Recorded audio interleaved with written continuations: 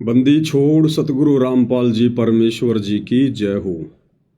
परम पिता परमात्मा सारी सृष्टि के रचनहार कुल मालिक असंख्य ब्रह्मांडों के स्वामी जगत गुरु तीनों लोकों में प्रवेश करके सबका धारण पोषण करने वाले राजाधिराज आत्माधार नाथों के नाथ देवों के देव महादेव सर्वेश्वर महेश्वर मृत्युंजय अजरो अमर आदि अनादि सनातनी प्रभु जगत पिता जगदीश्वर श्री श्री 1008 की उपाधि के वास्तविक अधिकारी अकाल मूर्त सौद स्वरूपी राम वासुदेव सर्वगतम ब्रह्म परम पूज्य प्रथम पूज्य परम संत परम पुरुष परम धनी परम दयालु सत्य कबीर हक्का कबीर अल्लाहु कबीर अल्लाहु अकबर बाखबर अल्लाह ताला जगत के तारणहार जगत के मुक्तिदाता जगत के जगन्नाथ हारे के सहारे हिंदुओं के राम मुसलमानों के अल्लाह सिखों के वाहिगुरु ईसाइयों के मसीह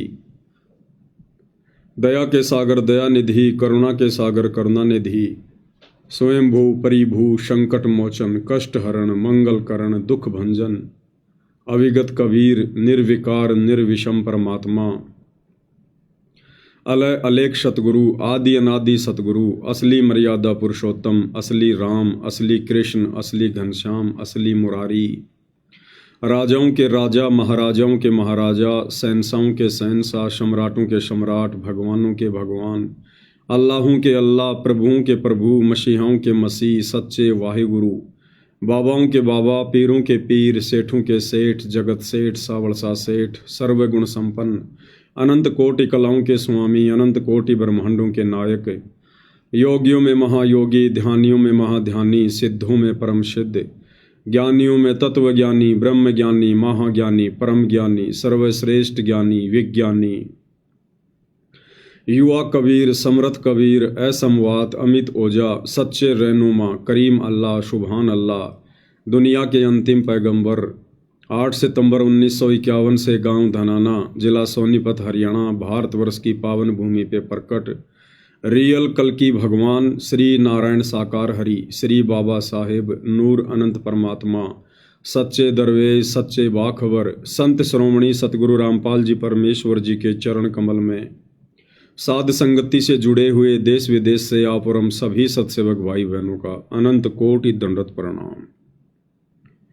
सत्साई भाई और बहनों, बहुत बड़ी दया बहुत बड़ी मेहर पूज्य गुरुदेव भगवान की परमेश्वर रामपाल जी की, जिनके शुभ आशीर्वाद से विशेष आशीर्वाद से आप और हम सभी साध संगति से जुड़े हुए सत्सेवक भाई बहन अपनी आत्मा के कल्याण हेतु हर प्रकार से मर्यादाओं में रहते हुए गुरु को प्रसन्न करते हुए ज्ञान को आधार बनाकर मोक्ष मार्ग की तरफ निरंतर आगे की ओर ही बढ़ रहे हैं।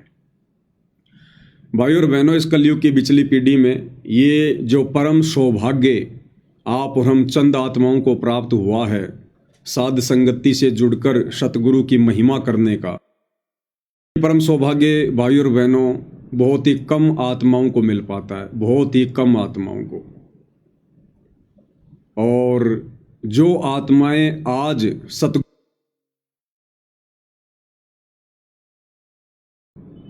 दो टाइम की रोजी रोटी के लिए सांसारिक काम धंधों को ही ज्यादा महत्व दे रहे हैं, वे आत्माएं आने वाले समय में पछताएंगी। जो आत्माएं वर्तमान में मर्यादाओं को अधिक महत्व ना देकर और अपनी भौतिक इच्छाओं की पूर्ति में धन ज़्यादा से ज़्यादा कमाने में लगी हुई हैं, भाग दौड़ में पड़ी हुई हैं, वे आत्माएं आने वाले समय में बहुत ज़्यादा पछताएंगी, क्योंकि सतगुरु महिमा का ये मौका भाई और बहनों आगे नहीं मिलेगा। सतगुरु के धरती से जाने के बाद पृथ्वी से चले जाने के बाद हम चाहे उनकी कितनी महिमा कर लें कितना ही गुणगान कर लें, हमें वो अमोलक वस्तु प्राप्त नहीं हो सकती जिस अमोलक वस्तु यानी मोक्ष के लिए हम युगों युगों से भटक रहे हैं। इसलिए हमने वर्तमान में जितना हो सके भक्ति के साथ साथ सतगुरुदेव की महिमा भी करनी चाहिए। आप जिस सोशल मीडिया पर देखते हैं दुनिया भर के लोग यूट्यूब पर चैनल बनाकर, फेसबुक पर पेज बनाकर, अन्य सोशल मीडिया प्लेटफॉर्म पर अपने अकाउंट खोलकर और अपने उन धर्म गुरुओं की दिन रात बड़ाई कर रहे हैं, प्रशंसा कर रहे हैं, वीडियो बना रहे हैं, जो धर्म गुरु नकली हैं, जिन्हें शास्त्रों का ज्ञान नहीं है, जिन्हें भक्ति मार्ग का ज्ञान नहीं है। उसके बावजूद भी वो श्रद्धालु अपने उन गुरुओं को श्रेष्ठ मानकर, परम संत मानकर, परमात्मा मानकर और दिन रात उनकी महिमा में लगे हुए हैं। तो भाई और बहनों, आप और हमें तो पूर्ण परमात्मा मिले। पूर्ण परमात्मा सारी सृष्टि के मालिक है। उन नकली धर्म गुरुओं के भी गुरु, उनके भी भगवान, उनके भी परमात्मा, जगत गुरु। लेकिन यहां काल ने संगत को बंदिशों में बांध रखा है, संगत को डरा रखा है, भयभीत कर रखा है कि यदि तुम लोगों ने सतगुरु की महिमा की, सतगुरु महिमा के शब्द गाए या ज़्यादा ज्ञानी बनने की कोशिश की तो तुम्हें गुरुद्रोही डिक्लेयर कर दिया जाएगा, तुम्हें शतलोक आश्रमों में नहीं आने दिया जाएगा, पीला पर्चा निकाल कर तुम्हारी नो एंट्री कर दी जाएगी। तो काल ने 90% संगत को पूरी तरह से भ्रमित कर रखा है और साथ में भयभीत भी कर रखा है। तो ये अनमोल मौका जो गुरुदेव भगवान ने हम इस डर और भय से बाहर निकाल कर इन शतलोक आश्रमों की बेड़ियों से स्वतंत्र रख कर, इन कोऑर्डिनेटरों की गुलामी से बाहर रख कर, जो मौका गुरुदेव भगवान ने आप और हम सत्सेवक भाई बहनों को दिया है स्वतंत्र होकर भक्ति करने का, निर्भय होकर सतगुरु की महिमा करने का, ये भाई और बहनों अनमोल है, अनमोल। तो हमने इसका जी भरकर फायदा उठाना है, जी भरकर हमने इसका लाभ उठाना है। और ये लाभ हमें भाई और बहनों उसी समय मिलेगा सतगुरु महिमा का, जब हम सतगुरु को परमात्मा के रूप में देखेंगे। अगर भगत के मन में जरा भी कच्चापन रहा, जरा भी दोष आया कि हो सकता है मेरे गुरुजी तो कबीर जी के अवतार हैं, हो सकता है मेरे गुरुजी को कबीर जी ने सतलोक से भेजा है, हो सकता है मेरे गुरुजी तो कबीर जी के दास हैं, उनकी प्यारी आत्मा हैं, मेरे गुरुजी तो कबीर जी के हंस हैं, उनके वंश हैं, उनके अंश हैं। अगर जरा भी दोष आ गया, जरा भी, तो भाई और बहनों हम चाहे कितनी महिमा कर लें, कितने शब्द गा लें, कितनी भक्ति कर लें, हमें मोक्ष प्राप्त नहीं हो पाएगा। बाकी जैसी भक्ति हम करेंगे, जितना दान धर्म हम करेंगे, वो परमात्मा हमें इस जन्म में या किसी अन्य जन्म में अवश्य देगा, क्योंकि परमात्मा कभी किसी का रखता नहीं है। लेकिन मोक्ष प्राप्ति के लिए, सदा सदा के लिए जन्म और मरण से छुटकारा प्राप्त करने हेतु हमने सतगुरु को ही परमेश्वर के रूप में हृदय से ज्ञान को आधार बनाकर आत्मा से मानना पड़ेगा। और कबीर परमेश्वर जी के सतभक्ति मार्ग में उनके अलावा दूसरा कोई गुरु, सतगुरु, तत्वदर्शी संत नहीं होता है। कबीर परमात्मा सतलोक से चलकर वेदों में वर्णित उन परमाणु के आधार पर कबीर परमेश्वर सतलोक से चलकर गति करके स्वयं ही एक मनुष्य के बच्चे के रूप में धरती पर प्रकट होते हैं, लीला करते हैं, चरम दृष्टि को धोखा देते हुए एक आम जन जैसी भूमिका करते हैं। और फिर जब वे अपना तत्व ज्ञान प्रचार करते हैं तो तत्व ज्ञान प्रचार करने का उनका उद्देश्य यही होता है कि इस ज्ञान को आधार बनाकर आत्माएं मेरी पहचान करें। अगर वो परमात्मा जबरदस्ती अपना कोई रूप दिखा देगा, कोई चमत्कार दिखा देगा या मुंह से कह देगा कि मैं कबीर हूं, तो भी हम उन्हें नहीं स्वीकार करेंगे। इसलिए परमेश्वर तत्व ज्ञान का प्रचार प्रसार करते हैं, सृष्टि रचना की जानकारी देते हैं और आत्माओं को इतना विवेकी बनाते हैं, इतना ज्ञानी और दृढ़ बनाते हैं कि समय आने पर आत्माएं यानी भगत अपने गुरु को पहचानने लगते हैं कि हमारे गुरु कोई आम संत नहीं है, माँ के गर्भ से जन्म लेकर आए हुए कोई प्राणी नहीं है, कोई जीव नहीं है, कोई इंसान नहीं है। और ना हम अपने गुरु को कभी सौपन में मानुष मानने की गलती करें। परमात्मा कहते हैं, गुरु मानुष कर जानते वो नर कहिए अंध, ओवें दुखी संसार में आगे काल के फंद। जो अपने गुरु को अपना जैसा मानुष मानते हैं, मनुष्य मानते हैं, अपने की तरह माँ के गर्भ से जन्म लेकर बाहर आया हुआ एक जीव मानते हैं, कहते हैं वो तो ज्ञानहीन है, वो तो अंधे की श्रेणी में है, उन्हें तत्व ज्ञान नहीं है। और ऐसी आत्माएं पूर्ण सतगुरु से उपदेश लेने के बाद भी ओवें दुखी संसार में और आगे काल के फंद।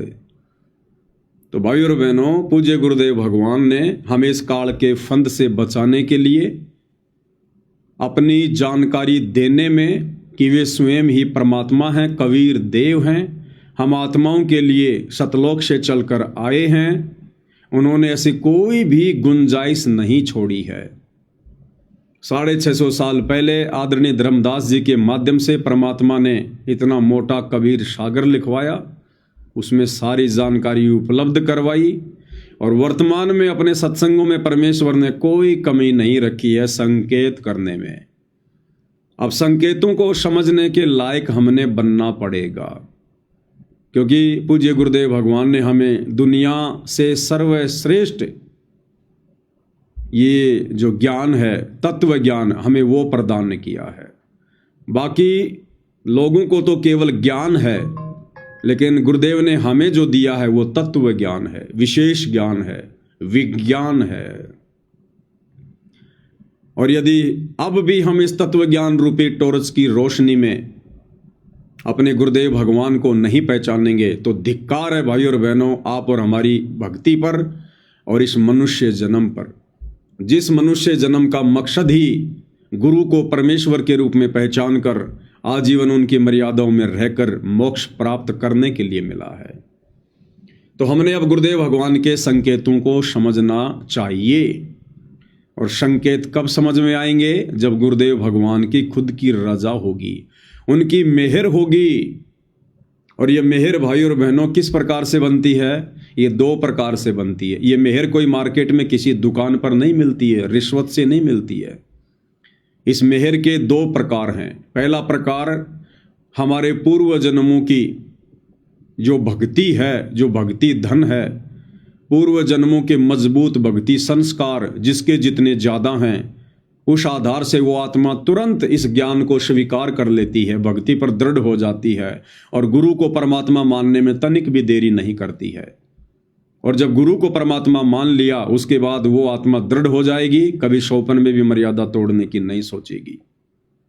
तो ऐसी आत्मा पर फिर सतगुरु मेहर करते हैं, उसकी भक्ति देखकर, उसके भाव देखकर, उसकी मर्यादा देखकर। और दूसरा तरीका मेहर प्राप्त करने का, यदि हमारे जन्म जन्मांतरों के शुभ संस्कार ज़्यादा नहीं हैं तो वर्तमान में गुरुदेव भगवान ने हमें जो शास्त्र अनुकूल सत्य भक्ति दी है, इस भक्ति को मर्यादा में रहकर करने से बहुत जल्दी हमारे शुभ कर्म बनना शुरू हो जाते हैं। तो 2 में से एक तरीका तो हमने गुरु को पहचानने के लिए, उनकी मेहर प्राप्त करने के लिए अपनाना ही पड़ेगा। बाकी हाथ पकड़िए परमात्मा किसी को भी आगे नहीं चलाएगा। हाथ पकड़ के किसी को भी धक्का मार के सतलोक लेकर नहीं जाएगा, अन्यथा फिर इनका काल के साथ किया गया एग्रीमेंट टूट जाता है। काल ने कहा था, परमात्मा आप नीचे जाओगे, इन आत्माओं को समझाओगे, आपसे मेरी विनती है, मेरी प्रार्थना है, आप किसी के साथ जबरदस्ती ना करना, बाय फोर्स किसी को सतलोक लेकर ना जाना। जो आपके ज्ञान को स्वीकार करे, मर्यादाओं में रहकर आपकी भक्ति करे, उन्हीं को सतलोक ले जाना। तो परमात्मा ने कहा कि ठीक है भाई, जो मेरे ज्ञान को ही नहीं समझेगा, जो मुझे ही नहीं समझेगा, फिर ऐसी निकम्मी आत्मा को भला सतलोक ले जाकर मैं क्या करूंगा? वो फिर से बकवाद करेगा, मुझे फिर से नीचे पटकने पड़ेंगे।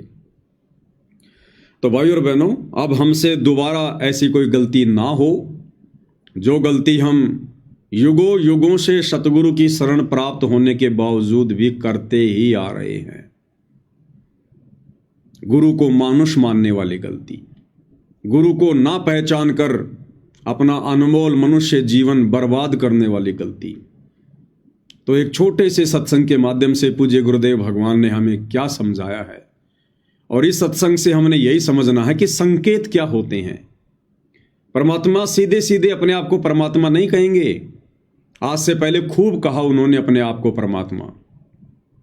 सतयुग से लेकर और 650 साल पहले तक, यानी कलयुग के प्रथम चरण तक, इस परमात्मा ने सरेआम कहा, खुलेआम कहा कि हम ही अलख अल्लाह हैं, कुतुब गोश और पीर, गरीब दास खालिक धनी, हमरा नाम कबीर। सरेआम परमात्मा ने लाखों चमत्कार किए, बेहिसाब अपने भक्तों को सुख दिए, तुरंत राहत प्रदान की, आंखों के आगे जन समूह के सामने मुर्दों को जिंदा किया, किसी की कटी हुई गर्दन जोड़ी तो किसी की कटी हुई उंगली जोड़ी। बड़े बड़े राजा महाराजाओं को परमात्मा ने नतमस्तक किया। उसके बावजूद भी हम आत्माएं अपने परवरदिगार को नहीं पहचान पाई। तो परमेश्वर ने सारे फॉर्मूले अपनाकर देखे हुए हैं। इसलिए ये वर्तमान का समय पूज्य गुरुदेव भगवान ने, कबीर परमात्मा जी ने ज्ञान आधार का चुना है, हमें शिक्षित किया है, धर्मशास्त्रों से परिचित करवाया है, अपनी महिमा से परिचित करवाया है, अपने परमेश्वर होने के विषय में सैकड़ों प्रमाण धर्मशास्त्रों से दिए हैं। और इस समय भी यदि कोई अपने परवरदिगार के संकेतों को ना समझकर और वही युगों युगों वाली गलती दोहराएगा, तो भाइयों और बहनों, फिर उस आत्मा का भला कैसे मोक्ष होगा। आज दास के वीडियो पर किसी जगत वाले भाई ने छोटा सा कमेंट किया कि अरे नादान पवन दास, मूर्ख प्राणी, तो कभी तो अपने गुरुजी को संत रामपाल जी कहता है, कभी उनको कबीर जी कहता है, तेरा कोई स्टैंड है कि नहीं है। तो दास ने उस भोले भाई को समझाया कि भाई, जिस प्रकार त्रेता युग में श्री रामचंद्र जी के रूप में स्वयं विष्णु भगवान ही आए थे, उनको श्री रामचंद्र जी कहो चाहे विष्णु जी कहो, एक ही बात है। फिर द्वापर युग में श्री कृष्ण जी के रूप में साक्षात श्री विष्णु जी ही आए थे। अब उनको श्री कृष्ण जी कहो चाहे श्री विष्णु जी कहो, वो एक ही शक्ति है, एक ही बात है।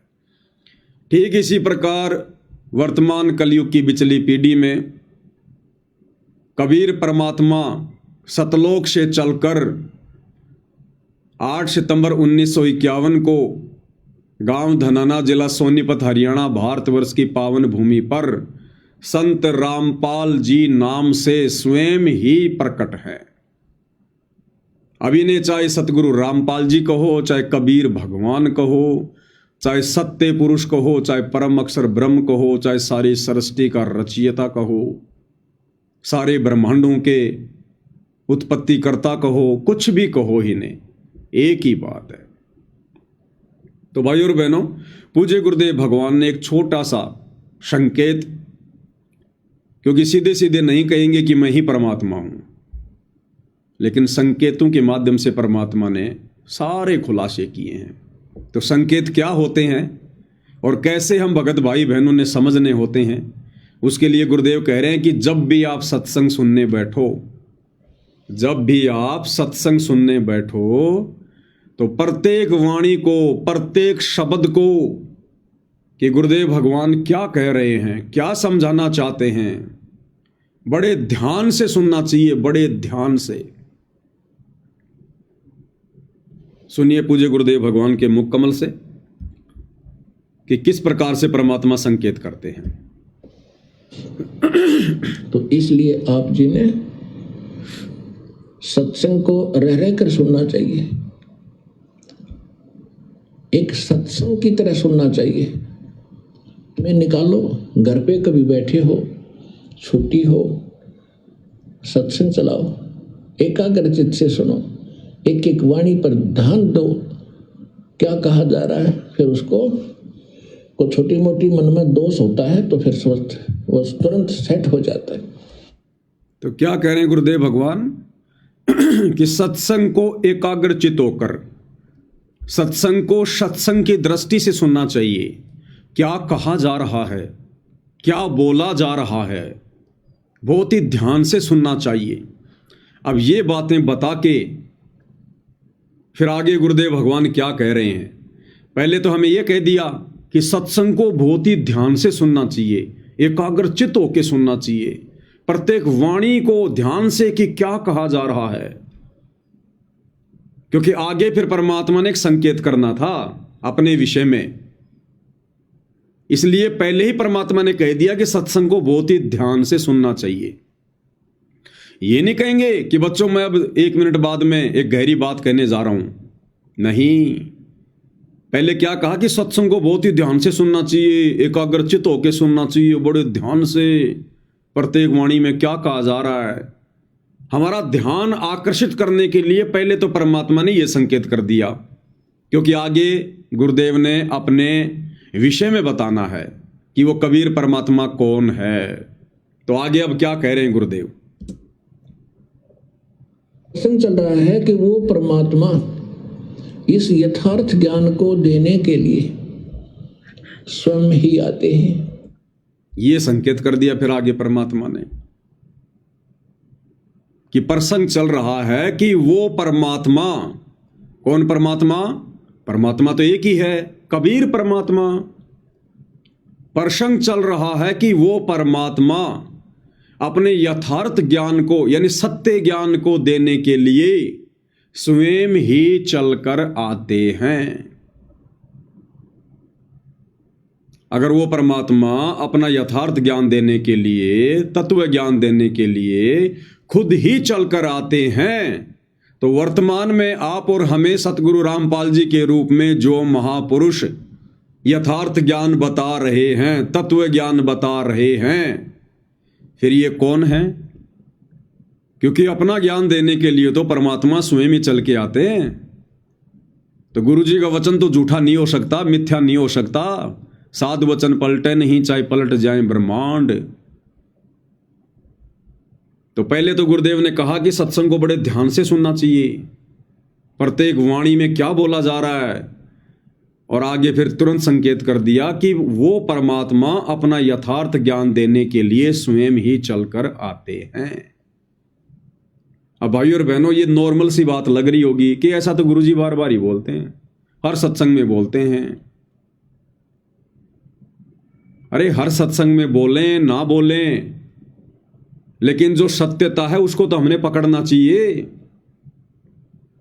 जिस प्रकार कबीर जी की हजारों लाखों वाणियां हैं,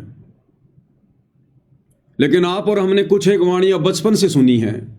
जब हम पढ़ा करते थे 5वीं 6वीं में, तो हिंदी में कबीर जी के दोहे आते थे। कबीर बड़ा भया तो क्या भया, जैसे पेड़ खजूर, पंछी को छाया नहीं, फल लागे अति दूर। इसको हमने बचपन में खूब पढ़ा, खूब पढ़ा, खूब पढ़ा, रट लिया। अब वर्तमान में गुरुदेव भगवान की शरण में आए, हम कबीर पंथी बने, तो ये वाणी अब हमें नॉर्मल सी लग रही है। ये वाणी हमें बिल्कुल नॉर्मल सी लग रही है। क्यों? क्योंकि हमने इसको बार बार पढ़ा, बचपन से पढ़ा। अरे भैया, चाहे हमने इसको बचपन से पढ़ा या ना पढ़ा, चाहे बार बार पढ़ा या ना पढ़ा, लेकिन ये वाणी अपने अंदर जो गूढ़ रहस्य, जो ज्ञान छुपा के रखती है, वो तो है। उसको कौन मिटा देगा? इस वाणी के अंदर जो रहस्य है, जो ज्ञान है, क्या हमारे बार बार पढ़ने से, बचपन से पढ़ने से क्या वो कम हो जाएगा? तो भाइयों और बहनों, परमात्मा नॉर्मल तरीके से ही संकेत करते हैं, और संकेतों को हमने समझना चाहिए, क्योंकि अब गुरुदेव ने हमें तत्व ज्ञान देकर संकेतों को समझने के योग्य बना दिया है। योग्य। एक बार आप फिर से सुनिएगा शुरू से। परमेश्वर ने किस प्रकार से हमें ध्यान से सत्संग सुनने की सलाह दी, और फिर तुरंत अपने विषय में संकेत भी किया। तो इसलिए आप जी ने सत्संग को रह रह कर सुनना चाहिए, एक सत्संग की तरह सुनना चाहिए। मैं निकालो, घर पे कभी बैठे हो, छुट्टी हो, सत्संग चलाओ, एकाग्रचित से सुनो, एक एक वाणी पर ध्यान दो, क्या कहा जा रहा है, फिर उसको को छोटी मोटी मन में दोष होता है तो फिर स्वस्थ वो तुरंत सेट हो जाता है। तो प्रसंग चल रहा है कि वो परमात्मा इस यथार्थ ज्ञान को देने के लिए स्वयं ही आते हैं। सभी वेद प्रमाण करते हैं। ऋग्वेद मंडल नंबर 9 सूक्त नंबर 1 मंत्र 8 और 9 में, ऋग्वेद मंडल नंबर 9 और सूक्त 20 मंत्र 1 में, ऋग्वेद मंडल नंबर 9 सूक्त 86 मंत्र 26 और 27 में, ऋग्वेद मंडल नंबर 9 सूक्त 82 मंत्र 1, 2, 3 में, ऋग्वेद मंडल नंबर 9 सूक्त 54 मंत्र 3 में, ऋग्वेद मंडल नंबर 9 सूक्त 94 के मंत्र 1 में, ऋग्वेद मंडल नंबर 9 सूक्त 95 के मंत्र 2 में, ऋग्वेद मंडल नंबर 9 सूक्त 96 के 96 के मंत्र 16 से लेकर 20 तक, और भी अनेक स्थानों पर, यजुर्वेद अध्याय नंबर 29 मंत्र 25 में, और भी बहुत से स्थानों पर परमात्मा की महिमा का वर्णन है। उसमें क्या लिखा है कि वो पूर्ण परमात्मा जिसने सारी सृष्टि की रचना की है, जिसने सब जीवात्माओं को भी उत्पन्न किया है, वो ऊपर के लोक में, धूलोक माने तेजो में लोक में, उसके तीसरे पोर्शन में बैठा, टॉप मोस्ट प्लेस पे, और वहां से गति करके आते हैं और इतनी तेजी से आते हैं जैसे बिजली विद्युत आके ऊपर आकाशीय बिजली चलती है। और किस उद्देश्य से आते हैं? अच्छी आत्माओं को मिलते हैं, उनको तत्व ज्ञान से परिचित कराते हैं। किस उद्देश्य से आते हैं भाई और बहनों? क्या कह रहे हैं गुरुदेव भगवान? वो परमात्मा सतलोक से गति कर कर किस उद्देश्य से पृथ्वी पर आते हैं, प्रकट होते हैं? अपनी अच्छी आत्माओं को मिलते हैं, उनको तत्व ज्ञान से परिचित करवाते हैं। क्या उद्देश्य है? अपनी अच्छी आत्माओं को आकर मिलते हैं, उन्हें तत्व ज्ञान से परिचित करवाते हैं। अब भाई और बहनों, सतलोक आश्रमों से जुड़े हुए जितने भी हमारे गुरु भाई बहन हैं, गुरुदेव का कलयुगी परिवार, उनके बेटा बेटी, भाई बंधु, रिश्तेदार जो उपदेशी हैं, अगर हम उनकी दृष्टि से विचार करें तो ये तो अच्छी आत्मा नहीं है। ये आश्रमों से जुड़े हुए भाई बहन, चाहे वो 1 करोड़ हैं, 2 करोड़ हैं, ये तो अच्छी आत्मा नहीं है। क्योंकि गुरुदेव क्या कह रहे हैं कि परमात्मा किस उद्देश्य से आते हैं? अच्छी आत्माओं को आकर मिलते हैं, तत्व ज्ञान उनको समझाते हैं। तो इन भाई बहनों को जो आश्रमों से जुड़े हुए हैं, इनको तो विश्वास ही नहीं है कि सतगुरु रामपाल जी ही कबीर जी हैं। तो इनकी तरफ से तो फिर कबीर भगवान धरती पर आया ही नहीं। कबीर भगवान तो धरती पर आता ही नहीं, इनको तो कबीर भगवान मिले ही नहीं। क्योंकि परमात्मा तो कहते हैं कि वो अच्छी आत्माओं को आकर मिलते हैं। तो ये विश्वास तो साध संगति से जुड़े हुए भाई बहनों को हुआ है कि वर्तमान में धरती पर सतलोक से चलकर शरीर गति करके सतगुरु रामपाल जी आए हैं 8 सितंबर 1951 को। ये स्वयं कबीर भगवान हैं। तो इस हिसाब से तो आप और हम हैं वो अच्छी आत्माएं, साध संगति से जुड़े हुए भाई बहन, जिनको आज कबीर भगवान आकर मिल चुके हैं। हमें विश्वास हो चुका है।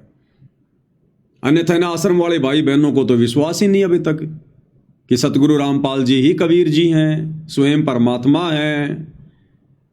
क्योंकि परमात्मा तो आकर अपनी अच्छी आत्माओं को मिलते हैं। तो इनके अनुसार तो कबीर परमात्मा तो दाढ़ी मूंछ वाले हैं। तो भाई और बहनों, ये भी आप और हमारे ऊपर एक बहुत बड़ी रजा, एक बहुत बड़ी दया कि हमें ये बात समझ में आ गई, इस घोर कलयुग में समझ में आ गई,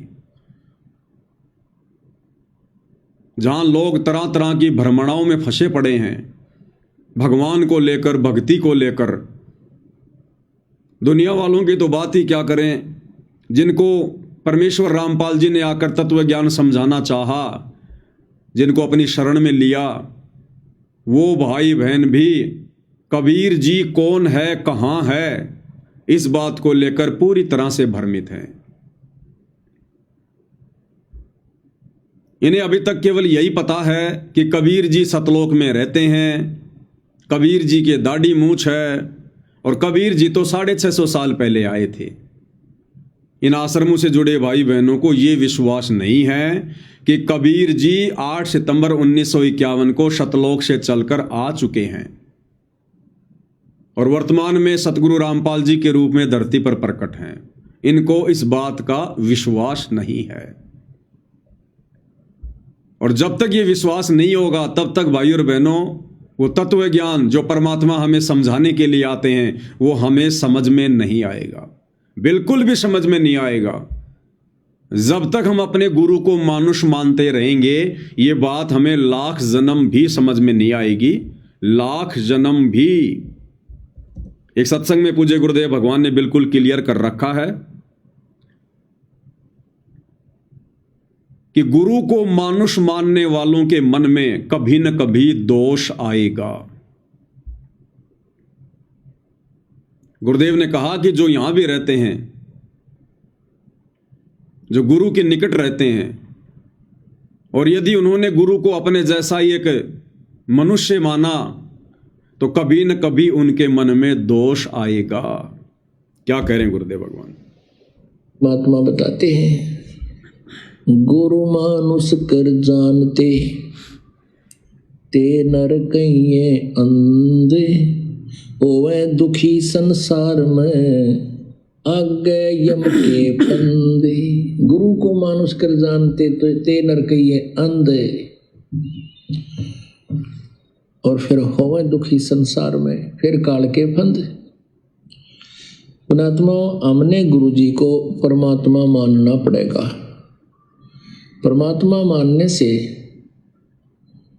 हमारी यह प्रॉब्लम सोल्व होएगी, नहीं तो नहीं हो सकती। क्लियर कर दिया गुरुदेव ने, मेन पॉइंट तो अभी बाकी है।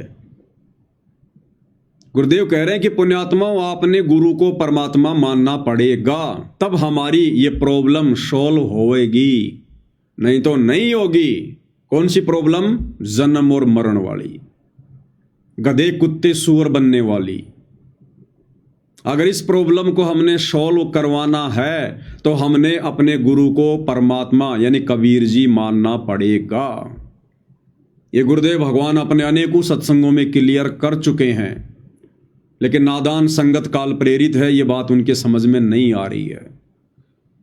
और जो अपने गुरु को परमात्मा मानकर भक्ति नहीं करेगा और भले उनके साथ भी रह रहा है, यानी जो दूर बैठकर गुरु को मानुष मान रहे हैं, उनकी तो बात छोड़ो, जो गुरु के 24 घंटे साथ भी रहते हैं और फिर भी गुरु को अपना जैसा मनुष्य मान रहे हैं, उनके मन में भी कभी न कभी दोष आएगा, और दोष आ गया तो वो मोक्ष प्राप्त नहीं कर पाएगा। हम अपने ही जैसा गुरु को माने, एक मानुष रूप मान करके हम यदि उसके साथ रहेंगे तो कभी ना कभी दोष आपके मन में आएगा। क्लियर कर दिया गुरुदेव ने। यदि हम गुरु को अपने जैसा मानुष मानेंगे और उनके साथ भी रहेंगे तो कभी न कभी मन में दोष आएगा। एक बार फिर से सुन लो क्या कह रहे हैं परमात्मा। अपने ही जैसा गुरु को माने, एक मानुष रूप मान करके हम यदि उसके साथ रहेंगे तो कभी ना कभी दोष आपके मन में आएगा। क्लियर कर दिया गुरुदेव ने। इसलिए हम सत्सेवक भाई बहन अपने गुरु जी को ही परमात्मा मानकर, कबीर देव मानकर, सारी सृष्टि का मालिक मानकर, और बाकी जितने भी नकली कबीर सोशल मीडिया पर हैं, गूगल पर हैं, किसी के दाढ़ी मूछ है, किसी के सर पे मोर पंख है, किसी का क्या है, कोई सूत काट रहा है, कोई ताना बाना बुन रहा है, हमने उन सभी को साइड में कर दिया। उन सभी फोटोज को हमने कचरे के डिब्बे में डाल दिया, डस्टबिन में डाल दिया कि सतगुरु रामपाल जी के अलावा जितने भी ये नकली कबीर हैं ये तो सब सोशल मीडिया वाले कबीर हैं, ओरिजिनल कबीर नहीं है। ये तो केवल हाथ से बनाए गए चित्र हैं, काल्पनिक चित्र हैं, इमेजिन हैं। ओरिजिनल कबीर सतगुरु रामपाल जी हैं। और हम सत्सेवक भाई बहनों के घरों में केवल पूज्य गुरुदेव भगवान की ही प्रतिमा मिलेगी, उन्हीं की तस्वीर मिलेगी। अगर कोई भाई बहन लॉकेट भी पहनते हैं तो दूसरी तरफ लॉकेट में गुरुजी के अलावा जो सोशल मीडिया वाले नकली कबीर दाढ़ी मूंछ वाले की फोटो है, हम उसको उतार देते हैं, फेंक देते हैं हम उसको। और हम सत्सेवकों के घरों में, हमारे दरबार में, हमारे लॉकेट में, हमारे विचारों में, हमारी बातों में, सतगुरु महिमा में केवल सतगुरु रामपाल जी भगवान ही दिखाई देंगे और किसी के लिए कोई जगह नहीं है। गरीबदास जी की हमने केवल वाणियों से मतलब है, गरीबदास जी की शकल से कोई लेना देना नहीं है, गरीबदास जी के बोध दिवस मनाने से कोई लेना देना नहीं है, गरीबदास जी की महिमा करने से कोई लेना देना नहीं है।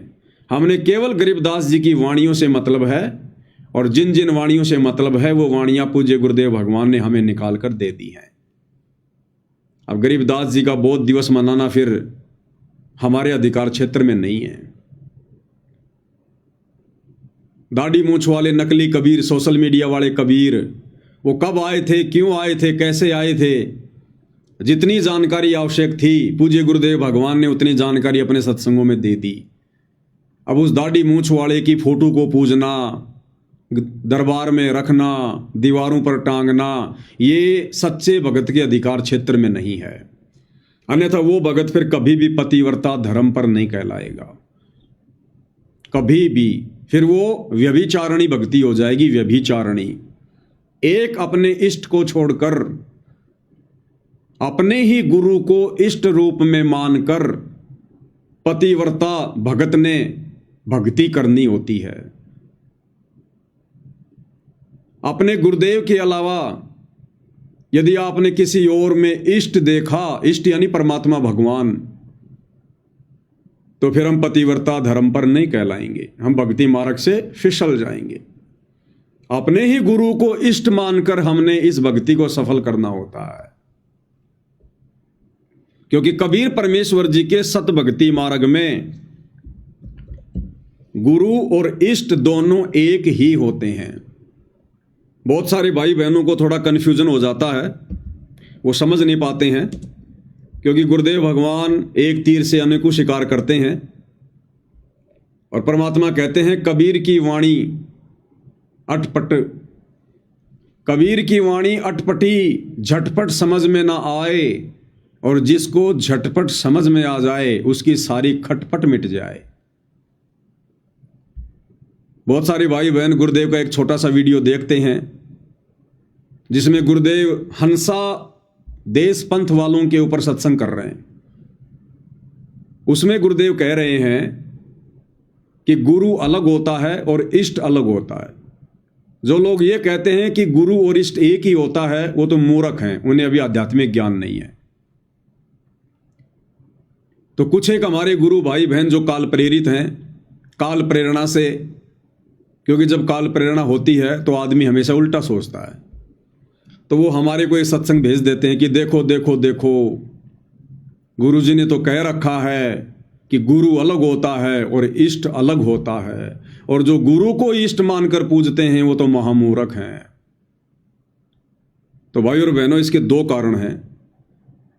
पहला कारण तो ये कि गुरुदेव ने जब ये बात कही, जिस सत्संग में ये बात कही, वो सत्संग परमात्मा उन हंसा देश वालों से जुड़े हुए श्रद्धालुओं को समझाने के लिए कह रहे थे कि नादानो, तुम इन अपने नकली गुरुओं को जो काल के द्वारा भेजे गए हैं तुम्हारा सत्यानाश करने के लिए, तुम्हें पथ भ्रष्ट करने के लिए, तुम इन नकली गुरुओं को जो परमात्मा मानकर बैठे हो, भगवान मानकर बैठे हो ना, ये बहुत बड़ा धोखा है। और बिल्कुल सत्य है भाई और बहनों, क्योंकि काल का जो विधान है, काल का जो भक्ति मार्ग है, जो सिस्टम है, इसमें गुरु कभी भी इष्ट नहीं होता, गुरु कभी भी परमात्मा नहीं होता। ये काल अपने अंश अवतार सर्जन करता है। यदा यदा ही धर्मस्य ग्लानि भवति भारत है, ये श्लोक तो आपने सुना ही होगा। ये काल कहता है कि जब जब इस धरती पर धर्म की हानि होती है, अधर्म की वर्दी होती है, तब तब मैं अपने अंश अवतार सर्जन करता हूं। तो काल के भक्ति मार्ग में 21 ब्रह्मांड तक के सिस्टम में गुरु अलग होता है और इष्ट अलग होता है। लेकिन जब बात आती है कबीर परमात्मा के सत भक्ति मार्ग की, तो कबीर परमात्मा किसी को भी सतलोक से गुरु बनाकर नहीं भेजता है, किसी को भी अपना प्रतिनिधि बना के नहीं भेजता है। आप एक भी उदाहरण दे दीजिए कि कबीर परमात्मा ने आत्माओं को काल के जाल से मुक्त करवाने के लिए सतलोक से अपना कोई प्रतिनिधि भेजा हो, कोई गुरु बनाकर भेजा हो, कोई अवतार भेजा हो। ये स्वयं ही आते हैं, क्योंकि वेदों में इनकी महिमा लिखी हुई है कि वो परमात्मा कबीर देव सतलोक से चलकर गति करके बिजली जैसी गति से अपनी अच्छी आत्माओं को मिलने के लिए, उन्हें तत्व ज्ञान समझाने के लिए स्वयं ही प्रकट होते हैं। क्योंकि ये समर्थ है, इनके ऊपर कोई बंदिश नहीं है, कोई दबाव नहीं है, इनकी शक्तियां असीमित हैं, इसलिए इन्होंने किसी और का सहारा नहीं लेना होता है। ये स्वयं आते हैं। समर्थ का काम उसी को साजे, और करे तो मूर्ख बाजे। लेकिन काल की मजबूरी है भाई और बहनों, वो स्वयं नहीं आ सकता। एक तो उसका चेहरा इतना डरावना है, इतना भयंकर है, इतना भयावह है, ओछा माथा, काला चेहरा, लंबे दांत, जैसा कि गुरुदेव भगवान वर्णन करते हैं, काल रूप है उसका। और उसको श्राप लगा हुआ है कि तू प्रतिदिन 1 लाख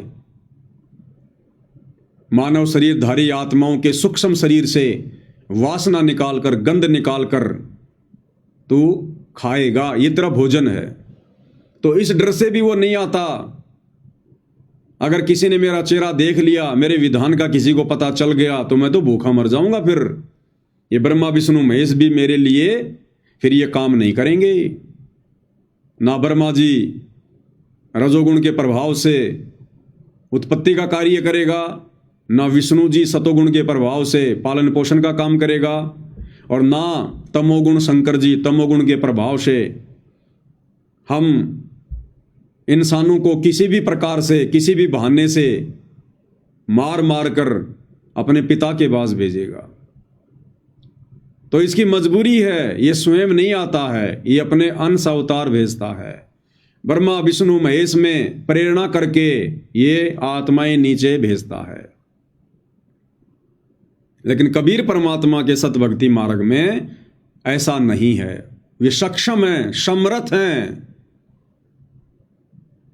सतगुरु सुंदर रूप अपारा, सतगुरु 3 लोक से न्यारा, और सतगुरु परम पदार्थ पूरा, और सतगुरु बिना न बाजे तूरा।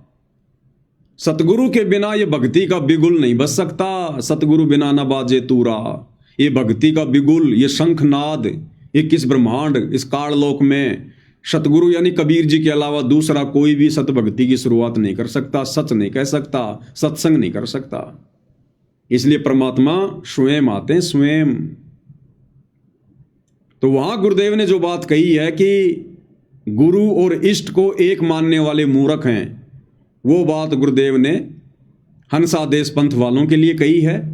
क्योंकि काल तक के विधान में गुरु और इष्ट अलग अलग होते हैं।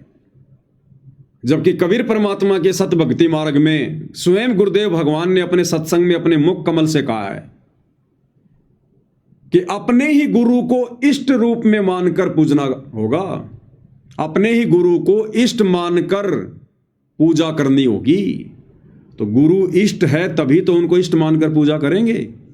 तो क्या कह रहे हैं गुरुदेव भगवान, उन्हीं के मुख कमल से सुनते हैं।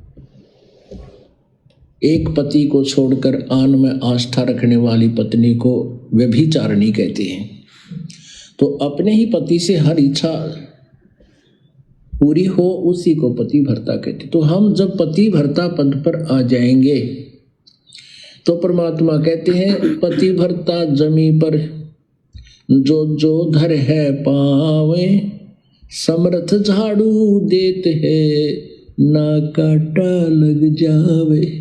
अब सुनिए, ऐसा भक्त जब अपने एक इष्ट पूर्ण परमात्मा पर अपने ही गुरु को इष्ट रूप में मानकर जब अपने जीवन रूपी सफर में प्रस्थान करता है रास्ते पर, तो परमात्मा उस जीवन रूपी सफर के पाप कर्म रूपी कांटों को बुहारना शुरू कर देता, उसके दुखों को खत्म करना शुरू कर देता है, झाड़ू देता चलता है कि मेरी प्यारी आत्मा के कांटा ना लग जाए।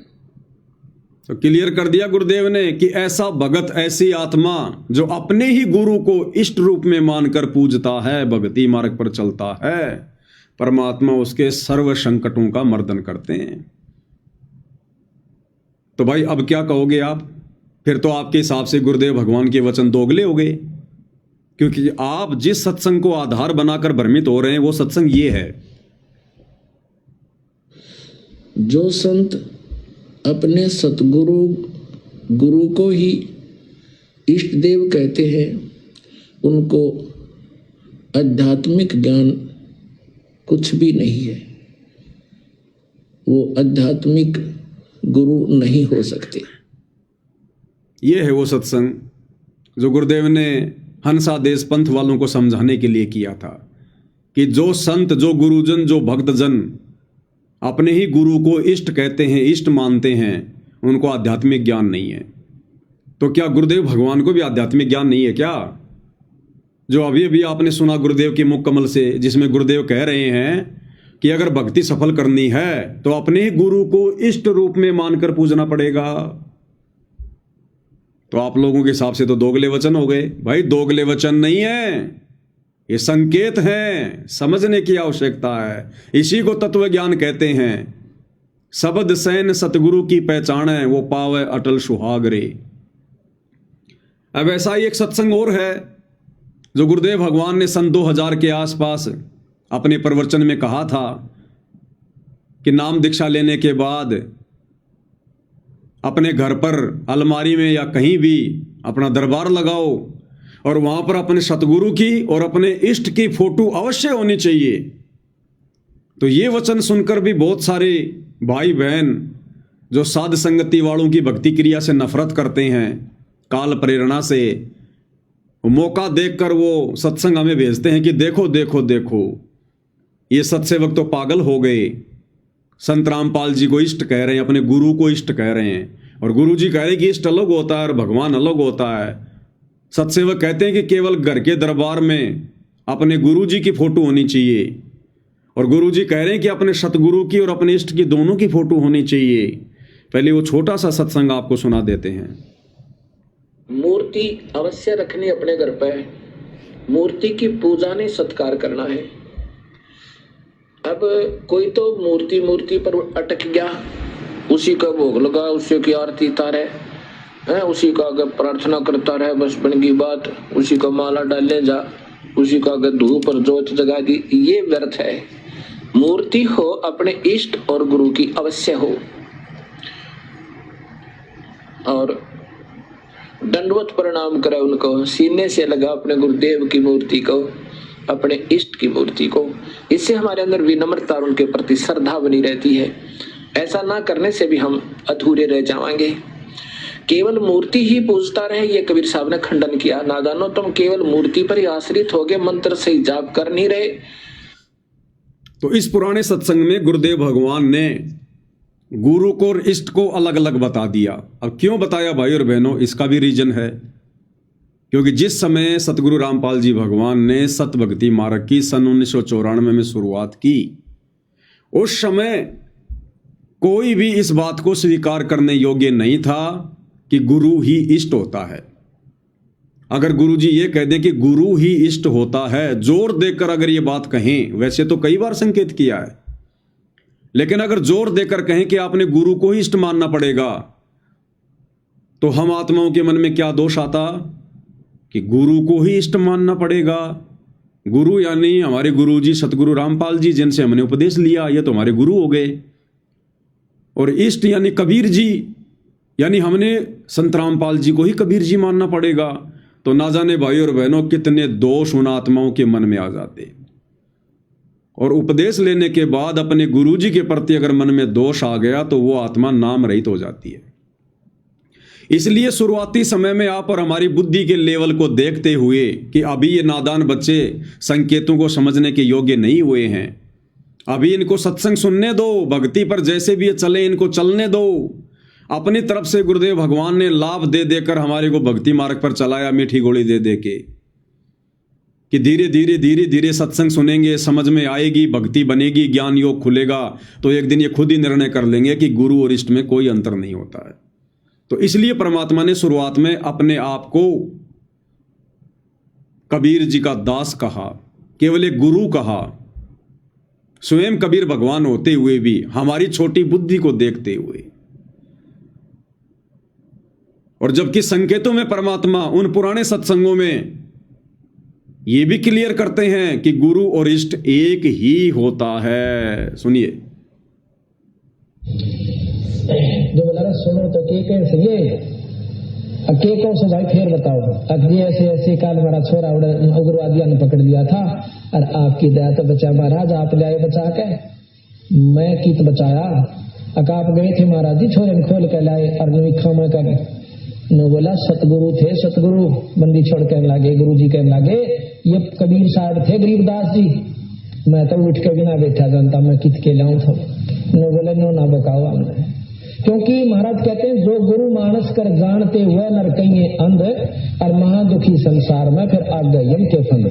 ईश्वर में और गुरु में और इष्ट में कोई अंतर नहीं होता, क्योंकि ये महाराज के देही को सतगुरु कहें, ये सब धुंधर ज्ञान।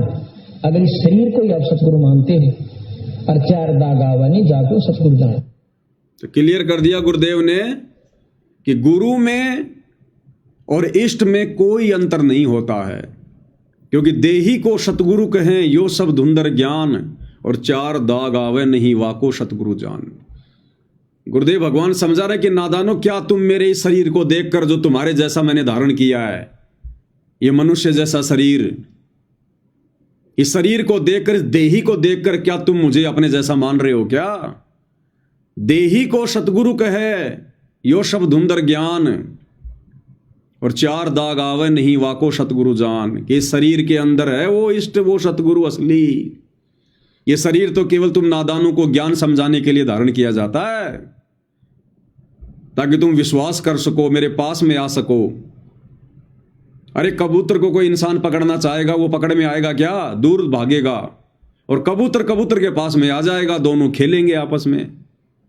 तो इसी प्रकार भाई और बहनों, ये कबीर परमात्मा हमारे नजदीक आने के लिए सतगुरु का चोला धारण करते हैं, चोला। अन्यथा ये अपने ओरिजिनल रूप में आ जाए, नूरी रूप में आ जाए, तो आप और हम डर के मारे हमारा कलेजा फट जाए। अरे कोई भूत भैरव यदि हमारे आसपास आ जाए तो हमारी टट्टी पेशाब निकल जाती है, शरीर पसीना पसीना हो जाए, हार्ट अटैक हो जाए। कोई भूत भी अगर आ जाए तो, जबकि भूत तो परमात्मा ने किस ब्रह्मांड की सबसे छोटी शक्ति बताई, सबसे छोटी भूत प्रेत। अगर भूत प्रेत भी हमारे सामने आ जाए तो टट्टी पेशाब निकल जाए।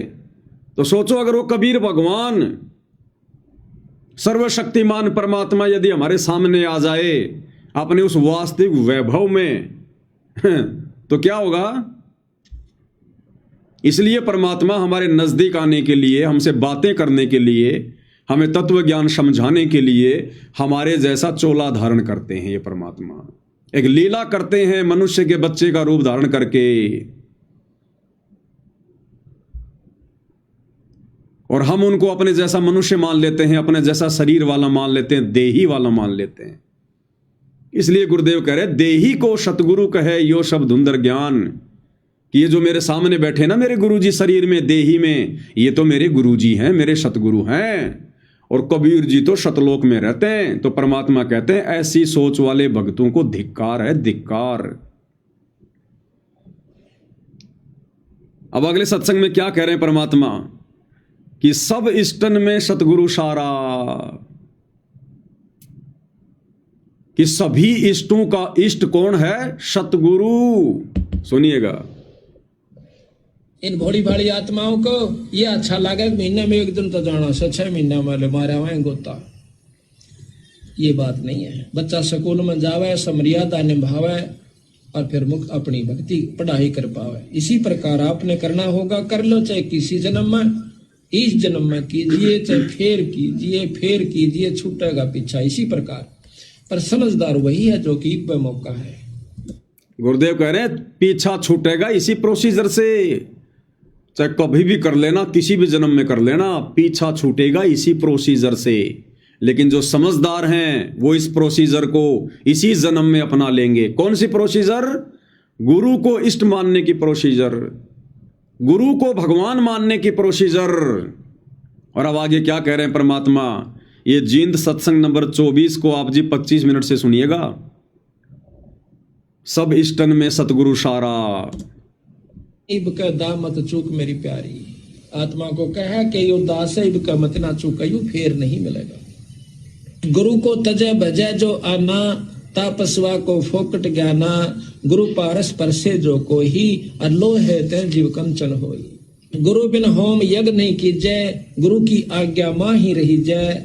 सभी इष्टन में सतगुरु सारा, सभी इष्टों में सतगुरु सारा, यानी बंदी छोड़ ही सार है। क्या कह रहे हैं? सब इष्टन में सतगुरु सारा, सभी इष्टों में, सभी भगवानों में सतगुरु ही सार है, सतगुरु ही है वो। इष्टों का इष्ट, देवों का देव, देवादि देव महादेव। तो हम अपने गुरुदेव को क्या कहते हैं? सतगुरु कहते हैं ना, सतगुरु।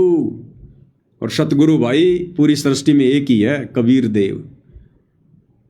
तो एक तरफ तो हम अपने गुरुदेव को सतगुरु कह रहे हैं और गुरुदेव भगवान कह रहे हैं सब इष्टन में सतगुरु सारा, यानी सतगुरु ही इष्ट होता है। फिर से सुनिएगा। मां ही रही जय। सभी इष्टन में सतगुरु सारा, सभी इष्टों में सतगुरु सारा, यानी बंदी छोड़ ही सार है। जो सुमरावे पुरुष हमारा, शरण होए शिष्य आवे कोई, सहज पदार्थ पावे सोई। गुरु सतगुरु सुरधिन समाना, और आवे चरण मुक्ति परवाना। इसलिए फिर परमात्मा हमें एक सत्संग में समझाते हैं कि दरबार में सिर्फ अपने कबीर भगवान की ही फोटो रखनी है। क्योंकि अब इतने सारे सत्संग सुनने के बाद, इतने सारे संकेतों को सुनने के बाद, अब ये तो समझ में आ ही जाना चाहिए ना कि अब कबीर कौन है। तब गुरुदेव कह रहे हैं कि जिस प्रकार एक पतिव्रता औरत अपने बटुए में, अपने पर्स में केवल अपने पति का ही फोटो रखती है, किसी और का नहीं रखेगी, केवल एक का ही रखेगी, अपने पति का। ठीक इसी प्रकार एक पतिव्रता आत्मा अपने घर पर, अपने दरबार में केवल अपने एक परमात्मा, एक मालिक कबीर जी का ही फोटो रखेगी। क्या कह रहे हैं? ध्यान से सुनिएगा। बात फोटो रखने की, जैसे आप एक पतिव्रता स्त्री होती है, वो अपने पर्स में केवल अपने पति का ही फोटो रख सकती है, दूसरे का नहीं। बाकी अनादरणीय नहीं है, अन्य भी हैं, सबको प्रणाम करें। अगर कहीं फोटो लगे हैं तो दूसरी बात, वो फोटो दूसरी बात है।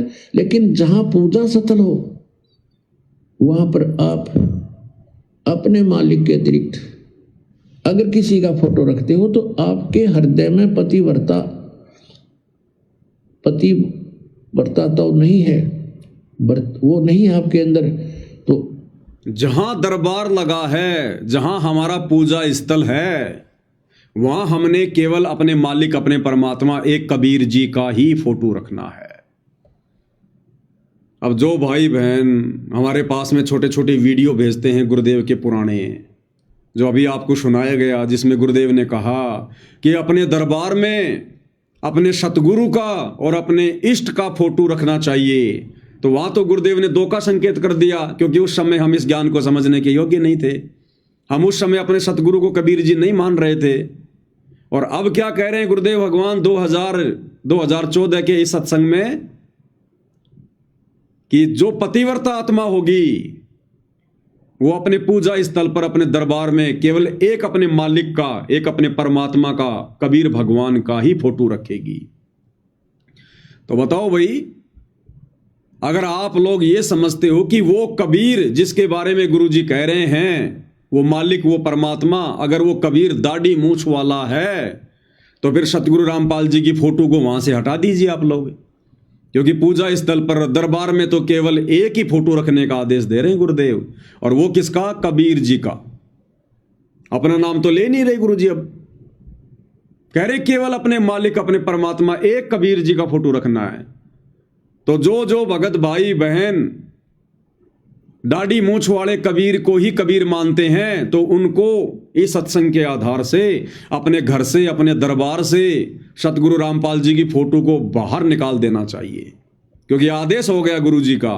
ये लेटेस्ट आदेश है, लेटेस्ट। लेकिन फिर भी आप लोग ऐसा नहीं करेंगे। आपकी आत्मा स्वीकार नहीं करेगी कि हम कैसे अपने गुरु जी की फोटो को बाहर कर सकते हैं, क्योंकि आत्मा को पहचान है अपने परमात्मा की कि मेरा परमात्मा सतगुरु रामपाल जी है, मेरे परमेश्वर मेरे मालिक सतगुरु रामपाल जी हैं। इसलिए ये आदेश होने के बावजूद भी कि दरबार में केवल एक कबीर जी का फोटो रखना है, फिर भी हम लोगों ने संत रामपाल जी की फोटो लगा रखी है। अरे गुरु जी के आदेश की अवहेलना हो रही भाई। गुरु जी तो केवल एक कबीर जी की फोटो रखने को कह रहे हैं, और तुम साथ में सतगुरु रामपाल जी की भी फोटो रख रहे हो, गुरु गोविंद की फोटो रख रहे हो। तो गुरु जी के आदेशों की धज्जियां क्यों उड़ा रहे हो भाई? एक ही फोटो रखनी है ना। तो ये संकेतों को हमने समझना पड़ेगा। वो कबीर कौन है? वो एक परमात्मा एक मालिक कौन है? वो एक कबीर सतगुरु रामपाल जी हैं। यही हमारे सतगुरु हैं, यही हमारे गुरु हैं, यही हमारे इष्ट हैं, यही हमारे भगवान हैं, यही तत्वदर्शी संत है। दोबारा सुनिएगा, अब समझ में आएगा भाई और बहनों।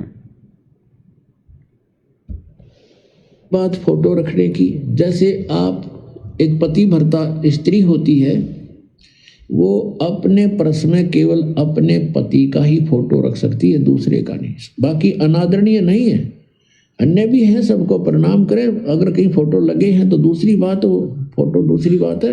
लेकिन जहाँ पूजा स्थल हो वहाँ पर आप अपने मालिक के अतिरिक्त अगर किसी का फोटो रखते हो तो आपके हृदय में पतिव्रता तो नहीं है। तो अब वो एक मालिक कौन है आ गया समझ में? वो एक कबीर कौन है? एक परमात्मा कौन है? सतगुरु रामपाल जी। और अब गुरुदेव आदेश दे रहे हैं कि अपने मालिक के अलावा, अपने पति के अलावा यदि आप किसी और की फोटो रखते हो अपने पूजा स्थल पर, अपने दरबार में, तो फिर आपके अंदर वो पतिव्रता धर्म नहीं है। इसलिए हम सत्सेवक भाई बहन गुरुदेव के इशारों को समझकर और अपने घर के दरबार में अपने पूजा स्थल पर केवल ओरिजिनल कबीर, जिंदा कबीर सतगुरु रामपाल जी का ही फोटो रखते हैं। दाढ़ी मूछ वाले, सोशल मीडिया वाले, गूगल वाले नकली कबीर का फोटो नहीं रखते, गरीबदास जी का फोटो नहीं रखते, आदरणीय राम देवानंद जी का फोटो नहीं रखते, पंडित चिदानंद जी का फोटो नहीं रखते। वो 5-5 फोटोएं जो आती हैं, इस कोने में गरीबदास जी, इस कोने में कबीर जी, इस कोने में आदरणीय राम देवानंद जी, इस कोने में पंडित चिदानंद जी और बीच में सतगुरु रामपाल जी, हम उस फोटो को नहीं रखते। हम महाभारत की द्रौपदी वाली भक्ति नहीं करते जिसके 5-5 पति हों। हम पतिव्रता पद की भक्ति करते हैं, और पतिव्रता आत्मा केवल अपने घर पर, अपने दरबार में, अपने घर में, अपने घट में केवल एकमात्र अपने इष्ट, अपने सतगुरु, अपने भगवान कबीर का ही फोटो रखेगी। और वो कबीर कौन? सतगुरु रामपाल जी कबीर। क्या कह रहे हैं परमात्मा? वो नहीं आपके अंदर, तो वो पतिव्रतापन नहीं होने से भगवान रुष्ट होगा। तो इसलिए हमने अपने पूजा स्थल पर केवल अपने ही उस पति का, यानी कबीर जी का, परमेश्वर का, मालिक का फोटो ही रखना है। बाकी रही बात कि अब बताओ, गुरुदेव का तो आदेश केवल एक ही फोटो रखने का है, कबीर जी की फोटो रखने का। तो फिर सतगुरु रामपाल जी की फोटो हटा दो भाई। अगर आप दाढ़ी मूछ वाले नकली कबीर को कबीर मान रहे हैं तो केवल एक कबीर की फोटो रखने का आदेश है। फिर सतगुरु रामपाल जी की फोटो क्यों रख रखी आप लोगों ने? तो भाई और बहनों, ये हैं वो संकेत। कुछ एक भाई बहन कहते हैं कि पवन दास कौन होता है सत्संगों का निष्कर्ष निकालने वाला। क्योंकि हम लोग जो हेडलाइन डालते हैं ना इन वीडियो में, शॉर्ट वीडियो में, कि सत्संगों का सार, वीडियो नंबर इतना, वीडियो नंबर इतना, तो आश्रमों से जुड़े भाई बहन कहते हैं कि ये कौन होता है सत्संगों का सार निकालने वाला? अरे भैया, हम तो कुछ नहीं होते सत्संगों का सार निकालने वाले। परमात्मा आशीर्वाद देकर निकलवा रहे हैं ताकि ये बात हमारे समझ में आ जाए, हमारी दुर्गति होने से बच जाए। और इसीलिए भाई और बहनों, परमात्मा ने लास्ट में एक ही बात कहकर छोड़ दी कि कोटि ज्ञान का एक मूल है, एक ही अर्थ है, अपनी सुरत ठिकाने राख। सुनिए गुरुदेव के मुख से। कृप सनकादिक सेवन कर सुख दे बोले साख। भाई कोट ग्रंथ का अर्थ है तू सुरत ठिकाने राख। कोटि ग्रंथ का अर्थ है, यानी तू कितने भी शास्त्र पढ़ ले, वेद, गीता, कुरान, पुराण, बाइबल, कुछ भी पढ़ ले, कहते इन सब का एक ही निष्कर्ष निकलेगा अंत में, यदि मोक्ष चाहिए तो अपनी सुरत ठिकाने राख।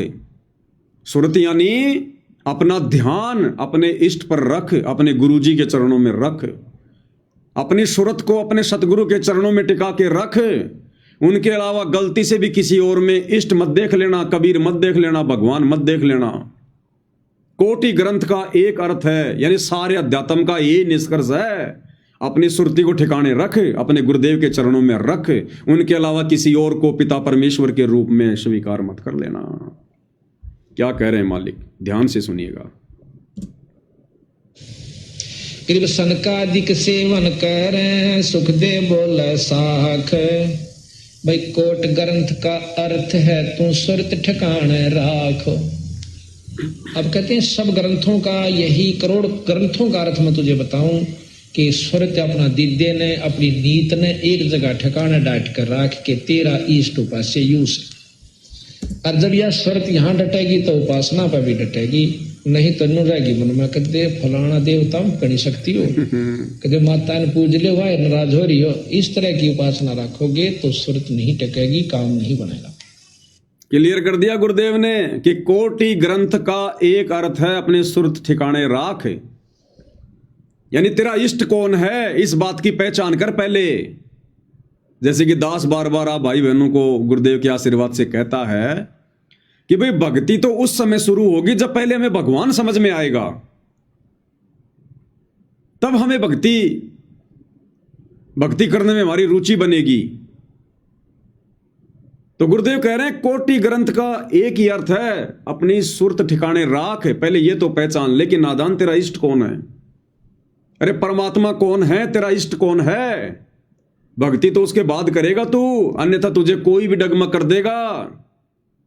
जैसे जगत वालों के हिसाब से परमात्मा समझा रहे हैं कि अगर आपको भगवान की पहचान नहीं हुई कि वो एक भगवान कबीर है, तो कोई भी आपको भ्रमित कर देगा। आप भी डर डर के भक्ति करोगे कि कहीं मैंने कबीर जी को भगवान मान लिया तो कहीं ये माता मसाणी, भैरव, भूत, हनुमान, ये देवी देवता मुझे गढ़ ना दें, मुझे नुकसान ना पहुंचा दें।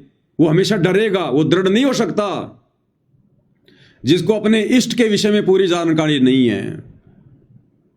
और सतगुरु रामपाल जी के भक्ति मार्ग के हिसाब से जब तक उनसे उपदेश लेने के बाद भगत को यह बात समझ में नहीं आएगी कि तेरा इष्ट केवल तेरा गुरु है, जब तक वो अपने गुरु को अपना इष्ट नहीं मानेगा, अपनी सुरती को इष्ट रूप में गुरु जी के चरणों में समर्पित नहीं करेगा, तब तक भाई बहनों भयभीत रहेगा, भ्रमित रहेगा। कोई भी उसको डगमग कर देगा कि यार मैं कहीं गुरु जी को इष्ट मान लूं और कल को क्या पता वो दाढ़ी मूंछ वाला कबीर जी निकले इष्ट, तो मेरी तो बड़ी बनाई बात ही बिगड़ जाएगी सत्संगों के चक्रों में आकर।